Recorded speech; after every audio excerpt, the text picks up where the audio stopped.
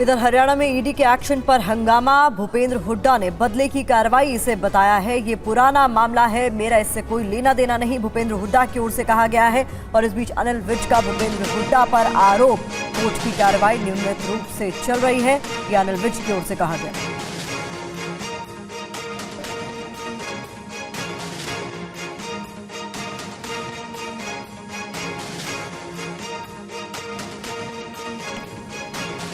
ये तो पुराना केस है, मेरा कोई सुनना नहीं रहा। सर एफआईआर जो रजिस्टर हुई है उसमें आपका नाम था, आपको क्या लगता है कि चुनाव से पहले ये बहुत बड़ा मामला है।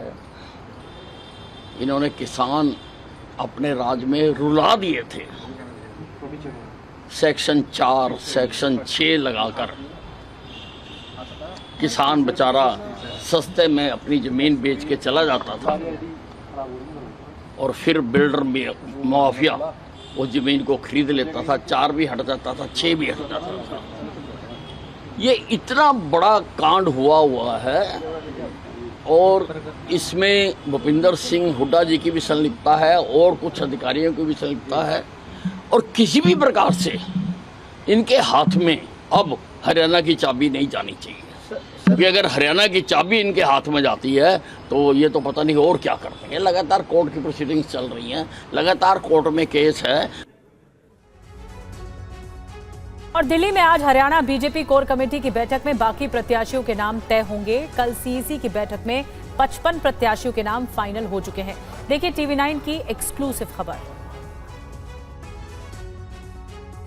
हरियाणा के विधानसभा चुनाव के लिए बीजेपी की रणनीति तैयार है। बीजेपी अब बाकी 35 सीटों पर उम्मीदवारों के नाम फाइनल कर रही है। आज हरियाणा बीजेपी कोर कमेटी की बैठक बेहद अहम है। इससे पहले दिल्ली में देर शाम बीजेपी केंद्रीय चुनाव समिति की बैठक में 90 सीटों पर उम्मीदवारों के नामों पर चर्चा हुई। पीएम मोदी की मौजूदगी में हुई इस मीटिंग में 55 प्रत्याशियों के नाम तय किए गए। सूत्रों के मुताबिक लाडवा से मुख्यमंत्री नायब सिंह सैनी, अम्बाला कैंट से अनिल विज, अम्बाला सिटी से असीम गोयल का नाम तय है।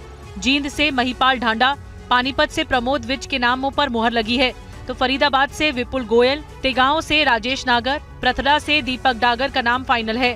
सूत्रों ने बताया कि बल्लभगढ़ से मूलचंद शर्मा, पलवाल से गौरव गौतम और होडल से हरेंद्र नाम रतन के नाम पर मुहर लगाई गई है। फरीदाबाद की बड़कल और NIT फरीदाबाद सीटों पर आज फैसला होगा। इसके अलावा सोहना से तेजपाल तंवर, अटेली से आरती राव, रेवाड़ी से मंजू यादव, बावल से संजय मेहरा, नांगल चौधरी से अभय सिंह यादव का नाम तय हुआ है। हरियाणा कांग्रेस में गुटबाजी को देखते हुए सीएम फेस का सवाल बेहद अहम है। इस बीच कांग्रेस आलाकमान ने साफ कह दिया है कि नतीजों के बाद ही मुख्यमंत्री का नाम तय होगा। देखिए TV9 की एक्सक्लूसिव खबर। हरियाणा में हुड्डा विरोधी खेमा अब आलाकमान को अपनी बात समझाने में सफल रहा है। आलाकमान को बताया गया है कि चुनाव के बाद मुख्यमंत्री हुड्डा ही होंगे, ये संकेत ठीक नहीं है। ऐसे में कांग्रेस के शीर्ष नेतृत्व ने अब तय किया है कि नतीजों के बाद विधायकों की राय से ही सीएम की कुर्सी पर फैसला होगा। सूत्रों के मुताबिक हुड्डा विरोधी खेमे ने आलाकमान को कहा है कि प्रदेश प्रभारी दीपक बाबरिया के बयान हुड्डा को सीएम उम्मीदवार होने के संकेत दे रहे हैं। इससे पार्टी बीजेपी के जाट वर्सेस अन्य के मुद्दे को भुनाने में कामयाब होगी। विरोधी गुट ने कहा है कि इससे 2024 में 7 आया दलित वोट भी छिटक सकता है।